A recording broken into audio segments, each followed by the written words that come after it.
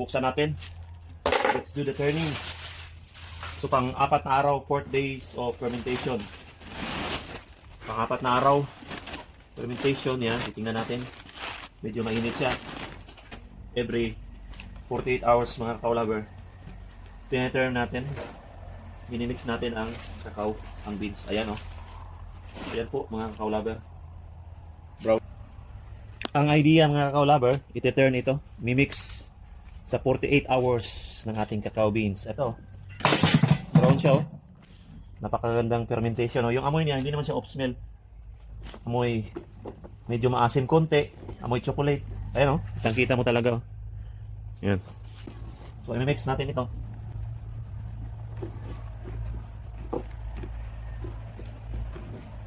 Para magkaroon siya ng controlled fermentation process, controlled activity. Yan oh, minute bigla. Palitan na natin ang dahon ng saging. Ilipat natin dito sa clean container, no? Clean container mga cacao lover. Dapat malinis.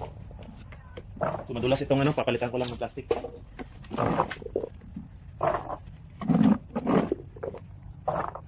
Tapos mix uli.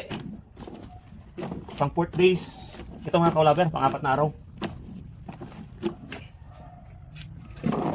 Ang fermentation, ayun po.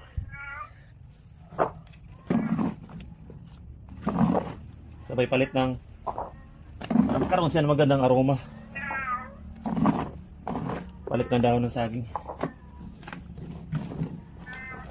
Para yung mga sulok-sulok, mababalance yung, ang purpose lang naman ito for balance fermentation. Tsaka yung hindi mainit, uminit siya. Kaya minimix natin. Dito na tayo sa acetic phase. Asim. Acetic activity. Meron talagang asin mga cacao lover pag fermentation. Normal talaga yan. Mabango ang pagkamaasim. Hindi siya off smell.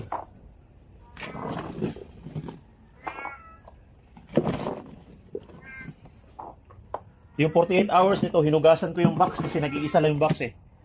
Ngayon, hindi ko na siya hugasan. Pwede naman hindi hugasan noon eh. Pwede rin hugasan, pwede hindi. Depende sa'yo kung malumi talaga ang box, pwede hugasan. Optional po yung pang 48 hours, pang 2 days na hinugasan natin ng tubig.